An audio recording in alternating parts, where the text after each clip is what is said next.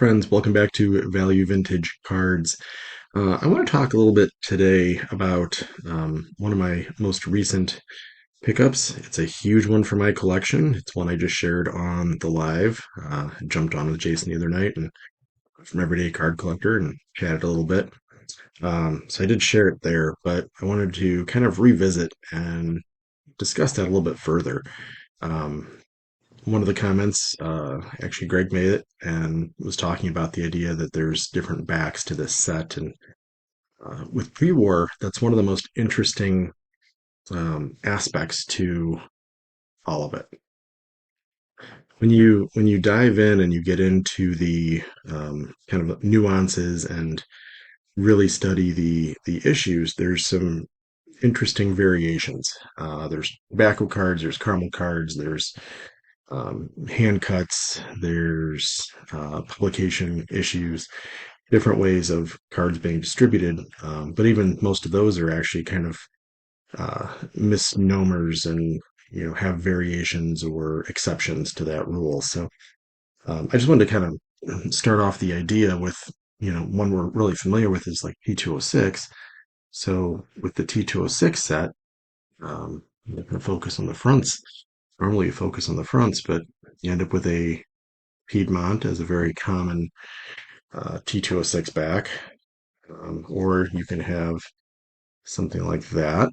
Give you some rating company variations, but the big deal for this one is back. So the sweet cap back. So a different back option. And I don't have a whole lot. T206, I really haven't gone down the rabbit hole of all the different backs. Some are extremely rare and some are super common. But I did pick this one up. My one of every Hall of Famer mission. I figured, when I can find a Hall of Famer that's not quite as expensive, I can find a Tolstoy back. Um, Snag that just to give a little bit of variety to the collection. I don't know if I'll ever go back and do a whole lot of T206 bag collecting, but it is probably one of the sets we think of with that being an easy way to make a card a little bit, more interesting or more rare, more scarce, simply by picking a back that's not commonly seen. Diving in more so to the player I'm going to focus on in this, we have sets like this. So 1928, we see this kind of occurrence again, W502, and let me show right next to it, 1928 Harringtons. So when you look at these issues, 1928, 1928, looks like almost the same card, right? If you look at them close, you do notice there's a little box for George Sisler's name on the Harringtons. There's not on the W502. However, they are both the exact same card number, right? I'm not focusing on this for this video, so not going deep dive, not going all variations, but the back, one is blank, one is obviously very specific to that issue. So when you look at these, um, extremely similar, but there is some difference you can tell immediately. So that's a 1928 issue. When we look at 1917, I've seen some people list this as a rookie, but they only list one of them as a rookie, which is even more confusing because there's actually four issues for this 1917 kind of little mini run, mini variety set here. Maybe it's the original rainbows. I don't know how we want to really look at these, but 1917. I think it's the wheel baking, while baking. I'm not sure. WEIL baking. That's the one I'm really missing. But 1917 standard biscuit. It's card number 162, right? Printed right on there. First base, St. Louis, George Sisler. Nothing's in a box. Nothing looks crazy different. And then you take a look at this thing, which looks like I got the same card, just in better shape. But in reality, it's a Collins McCarthy. First base, St. Louis Browns, card 162, George Sisler. So exact same gosh darn thing. And then we get this variety. First base, St. Louis Browns, 162. That one's Boston Store. So really, truly, the only difference is the Boston Store back is a legit Boston Store back. The Collins McCarthy is probably my favorite. Like that's one of my favorite backs. Period. Look at that. They talk about baseball's Hall of Fame. It's 1917. It didn't exist. I love that they talked about that. That's just a cool little variety. And then the standard biscuit. So the fronts of those three, and all four actually, I just only have three, all look the exact same. So extremely similar, extremely identical in nature. We just have the backs that are very, very unique and kind of fun. It brings some variety, right? So then we get into the set that I really want to focus on and share. So we got five more cards to share with you. The M101-4-5 and or similar issues. So I've shared a few of these um, recently. It's actually a set I like a lot. Um, the M101s a lot of times is just kind of called sporting news, but um, they're really called sporting news issues because some were sporting news back. So the belief was they produced these and then went around and said who would like to offer these as a promotion. And so they have a whole lot of different back variations. And then they've also been issued with two different runs that were very, very similar with a blank back. So the blank backs, uh, for the most part, there's different numbers. It's a large set. There's, well over 100 different cards. A lot have different numbers. I believe there's about 30 that have the exact same number. In that case, I don't know how you distinguish because there's not like a difference in appearance, at least that I'm not seeing identified regularly. And I have some from both sets, M101-4, M101-5. When you look at them, I don't see a difference in gloss, finish, cut, size, anything. If the number's different, obviously that's a dead giveaway. If the back is different, obviously, the grading companies actually tend to not call them M101s anymore, even though it really is the exact same card, but with a unique special back to it. So let me just show you what some of these things look like if you're not familiar. And if you are, here's some fun ones I've got. So this is a M101-5. That one is card number, 114? I think the -4 is like 112.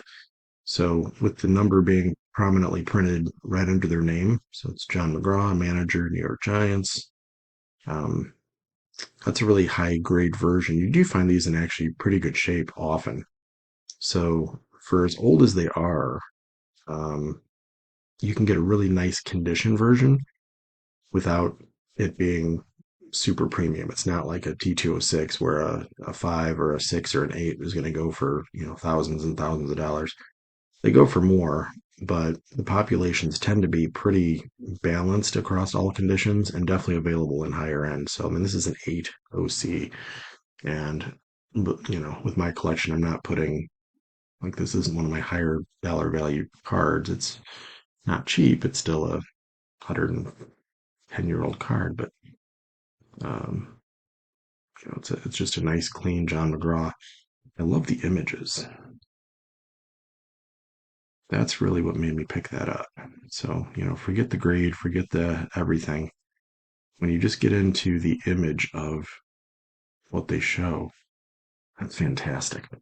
So, big fan of that. That's an M101-5. In that case, and that's a 9 serial number. They called it Sporting News, which from my research and understanding, that might be a misnomer. It's kind of an overgeneralization because the Sporting News was just really the most prominent back. My McGraw is a blank back. So if there's nothing on the back, it really probably should be called something different. Um, Same thing, this one, I just shared it. It's probably the most valuable card in my collection, I think. I'm not even sure. So if you ask where my collection kind of tops out, it's probably right around this Honus Wagner. But it's an M101-4. If you get in on the flip, just to get some details on it. They call it Sporting News as well, but they do call it blank back.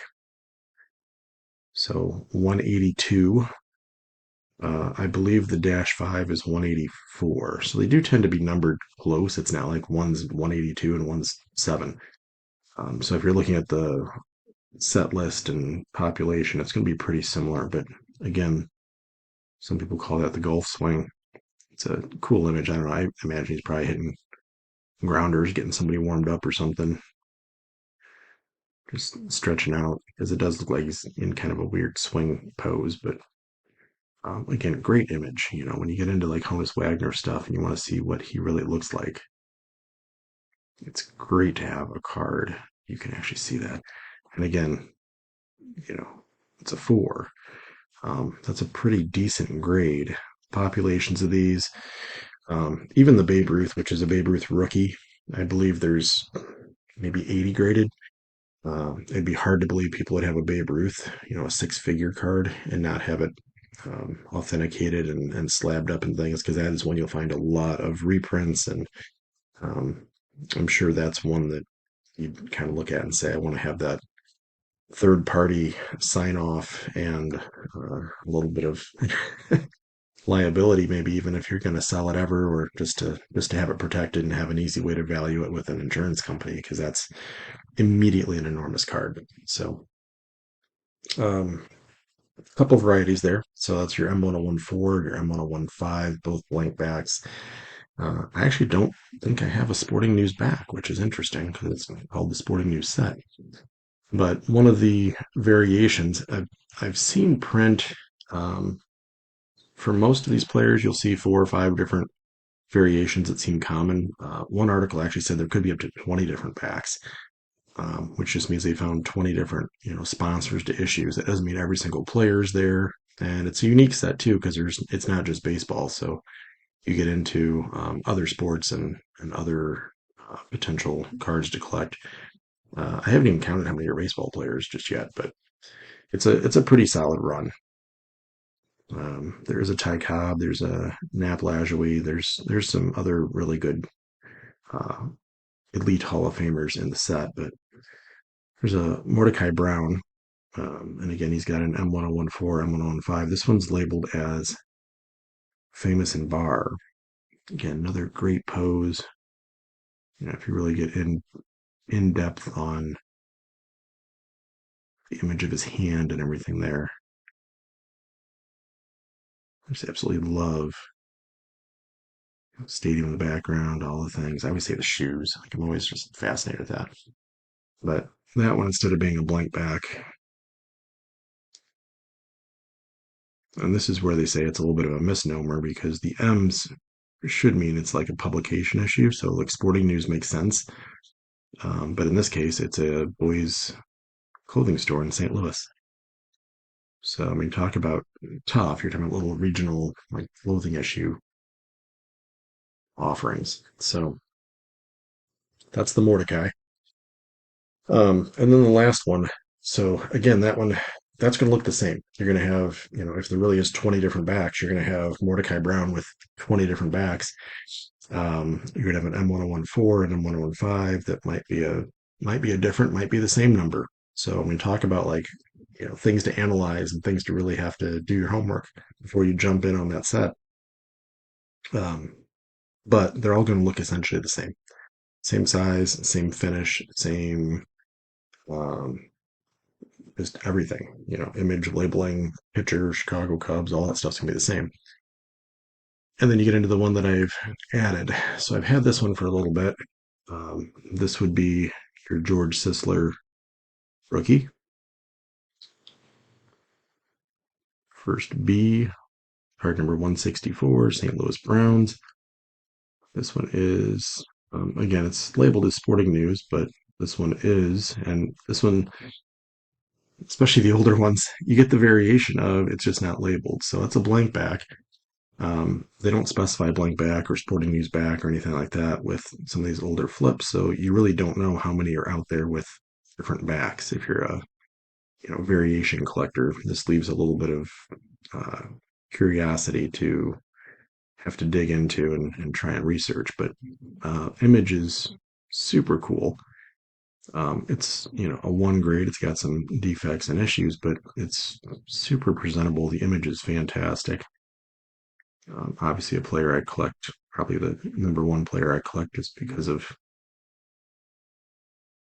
not only checking boxes as a player and as a person, but also just the era. I find a lot of these very interesting. So, but it's first base. So M101-4. Most of what I have found, most of the variations of back, all have that exact same front. What doesn't have the same is actually, I think there's one issue. I was looking at uh, what trading card database. Um, they show a 1916 standard biscuit with the exact same image as the one I'm going to show you, which is interesting because all the other variations show the same as the one I showed just there. They show the first base variation. The M101-5, which makes this more interesting to me, is the exact same image, exact same St. Louis Browns. It's a different card number. So the other is 164, this is 166. But it lists him as a pitcher. So it's one of the few where you get a distinct front.